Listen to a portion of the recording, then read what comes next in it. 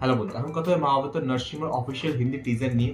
এই টিজারটা আমার বেশ ভালো লাগলো। আর এইটার যখন প্রথম ক্লিপসটা এসেছিল, সবাই হয়েছিল এখানে হয়তো ঋষভ শেট্টি বা প্রভাস বা ইয়াশকে দিয়ে এখানে কাজ করানো হবে এবং মুভিটা অনেক হাই লেভেলের মুভিও চলছে না, অল দিস থিং। বাট সবাই কিন্তু নিচের ডিসক্রিপশনটা পড়ে না, তখনই বলেছিলাম যে এটা কিন্তু লাইভ অ্যাকশন মুভি হবে না, এটা একটা অ্যানিমেটেড মুভি হবে। এবং এরা যে মহাভারতের পুরো ওয়ার্ল্ডটা ক্রিয়েট করবে, মহাভারতের সিরিজটা ক্রিয়েট করবে, সেটা প্রত্যেকটাই আই থিঙ্ক এরা লাইভ অ্যাকশন করবে না, এরা জাস্ট অ্যানিমেটেড করবে। তো অ্যানিমেশন মুভি হতে চলেছে। অ্যানিমেশন কিন্তু ইন্ডিয়াতে অতটা পপুলার নয়। অ্যানিমে ব্যাপারটা কিন্তু মানে জাপানে বা হচ্ছে ওই সাইটে খুব পপুলার, এবং ইন্ডিয়াতে কিছু একটা আমাদের মানে আমার মতন কিছু লোক আছে যারা কোর ফ্যান হচ্ছে অ্যানিমের, বাট ইন্ডিয়াতে কিন্তু ব্যাপারটা পপুলারিটি পায়নি। তার অনেক কারণ আছে, ইন্ডিয়াতে প্রমোট করা হয় না, ইন্ডিয়াতে এগুলো চালানোও হয় না, ঠিক আছে, অনলাইন মানে টিভিতে। তো সেই জন্য এটা তো কিন্তু এটা প্রমোট পায়, যেটুকু হয়েছে ওই বাচ্চাদের কার্টুন দেখানো, ছোট ফিমেল অল দোজ থিং, তো সেইগুলোই চলতে থাকে। যাই হোক, তো এই টিজারটা যদি কথা বলি, আমার কিন্তু এখানে অ্যানিমেশন বেশ ভালো লেগেছে, ঠিক আছে। এটা একটা ডিফারেন্ট টাইপের অ্যানিমেশন স্টাইল। এটা একদম লাইক অ্যানিমে টাইপের অ্যানিমেশন না, কার্টুন টাইপের অ্যানিমেশন না, আবার বলবো আমি স্পাইডারম্যান বিয়ন্ড স্পাইডারভার্স যে মুভিগুলো হয়েছে সেইটা টাইপের অ্যানিমেশন। এটা একদম 3D অ্যানিমেশন করার চেষ্টা করা হয়েছে, যেটা খারাপ লাগেনি আমার, ঠিকঠাক মনে হয়েছে, মানে খুব হাইফাই লাগেনি, বাট ঠিকঠাক মনে হয়েছে। এবং এখানে যে কাহিনীটা দেখাচ্ছে, কাহিনীটা সবাই জেনে থাকলো, আবার দেখতে কিন্তু খারাপ লাগে না।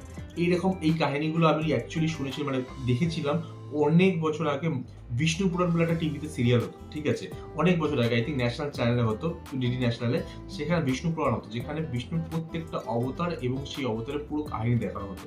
সেটা বেশ মজা লাগতো। তো সেইটারই এই কাহিনীটা দেখানো হচ্ছে, নরসিংহ অবতারের কাহিনী দেখানো হচ্ছে, যেখানে হিরণ্যকশিপুর যে ছেলে প্রহ্লাদ, সে হচ্ছে বিষ্ণুর বড় ভক্ত। আর হিরণ্যকশিপু একটা রাক্ষস, সে হচ্ছে নিজের বরদান পাওয়ার পর নিজেকে ভগবান মনে করে সবাইকে দিয়ে নিজের পুজো করে। সেখানে ওর ছেলে, ওর নিজের ছেলে যখন ওর পুজো না করে বিষ্ণুর পুজো করবে, সেখানে ও প্রচণ্ড রেগে যায় এবং বিষ্ণুর সঙ্গে কাইন্ড অফ একটা ফাইট শুরু হয়, ঠিক আছে।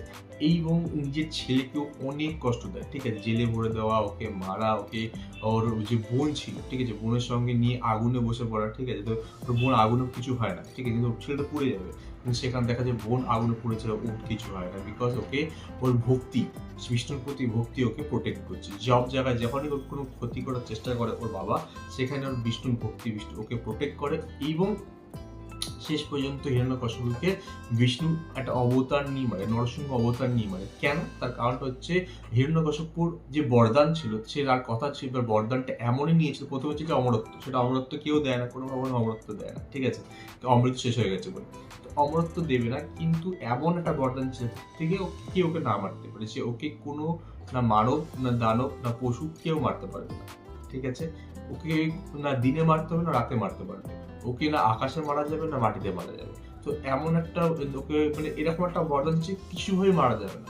তো সেইখানে যে অপশনটা বেছে নিয়েছিল, ওকে দিনে মারা যাবে না রাতে মারা যাবে, এরকম একটা ব্যাপার ওর বরদান চেয়েছিল। তো সেখানে যেটা খুঁজে বের করেছিল মানে বিষ্ণু, সেটা হচ্ছে একটা অবতার, যেখানে ও মানুষও না, ও দেবতাও না, ও হচ্ছে পশুও না, যেটা হচ্ছে নরসিংহ অবতার, আধা মানুষ আধা পশু, হাফ হয়ে গেল। সেকেন্ড হচ্ছে ওকে দিনেও মানি রাতেও মানি, সন্ধ্যাবেলা মেরেছে, তো দিনও না সেটা রাতও না। থার্ড হচ্ছে ওকে আকাশেও মারা যাবে না, ওকে মাটিতেও মারা যাবে। তো ওকে কি করেছিল, ওর নিজের জাঙ্গা মানে উরু বা নিজের হচ্ছে থাইয়ের উপর রেখে মেরেছিল। ও আকাশেও না, ও মাটিতেও না রেখে। আর ওকে কিভাবে মেরেছিল, ওকে অস্ত্র দিয়েও মারা যাবে না, শস্ত্র দিয়েও মারা যাবে। তো ওকে নিজের নখ দিয়ে ছিঁড়েছিল, বুক ছিঁড়ে বের করেছিল, ঠিক আছে। তো সেভাবে মেরেছিল।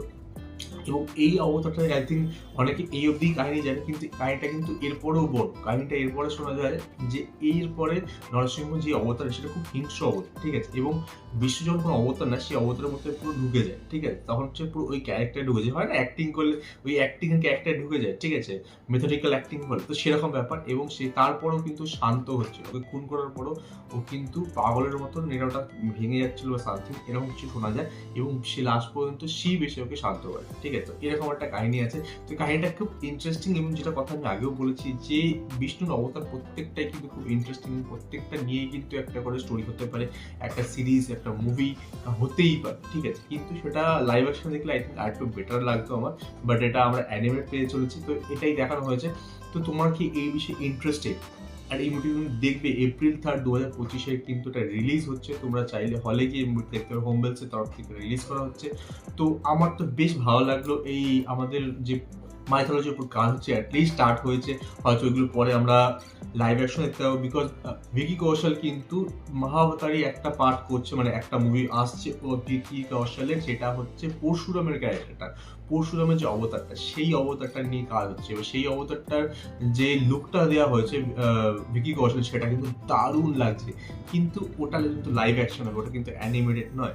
এবং সেকেন্ড ব্যাপার হচ্ছে, ওটা থেকে আমরা এখন শিওর না যে ওর যে অবতারটা দেখানো হবে তার কিন্তু বিশাল বড় কাহিনী, মানে পরশুরাম হচ্ছে একটা অমর ক্যারেক্টার, অমর অবতার, যে কিনা ওই সময় থেকে শুরু করে এখনো পর্যন্ত বেঁচে আছে। তো ও কখন কোন টাইমের লাইনের ওর কাজ দেখানো হবে, ওর লাইফ স্টোরি দেখানো, সেটা কিন্তু ইম্পর্টেন্ট। যে ও যখন জন্মেছিল, নিজের মাকে মেরেছিল, দেন মানে বাবার থেকে আশীর্বাদ নিয়ে মাকে জানতে করেছিল, তারপরে প্রচুর রাজাদের খুন করেছিল, সেই টাইমটা দেখানো হবে নাকি তারপরে যখন ও সন্ন্যাস হলো সেই টাইম দেখানো হবে, না যখন রামায়ণ হলো রামায়ণ টাইমে ও যখন এসেছিল সেই টাইম দেখানো হবে, না কৃষ্ণের টাইমে দেখানো হবে, নাকি প্রেজেন্ট টাইমে দেখানো হবে? বিকজ ওর কাহিনী কিন্তু প্রচুর লম্বা, ঠিক আছে? তো সেই জায়গায় কোন জায়গাটা দেখানো হবে সেটা কিন্তু খুব ইম্পর্টেন্ট হবে, এবং সেটা কিন্তু বেশ ভালো লাগবে। বিকজ আমার কিন্তু প্রথম লুকটাই কিন্তু হেভি লেগেছিল। তো যাই হোক, এই মহাভারত টিজারটা আমার খারাপ লাগেনি, ভালোই লেগেছে। অ্যানিমেশনটা একটু ভালো হতে পারতো বলে মনে হচ্ছে, বাট যেটা দেখানো হচ্ছে আমার খারাপ মনে হয়নি। আর তোমাদের বিষয়ে কি মতামত, তোমরা কি টিজারটা দেখে তোমাদের কেমন লেগেছে কমেন্টে নিশ্চয়ই জানতে পারো। আর আমার সঙ্গে দেখা হবে নেক্সট ভিডিও।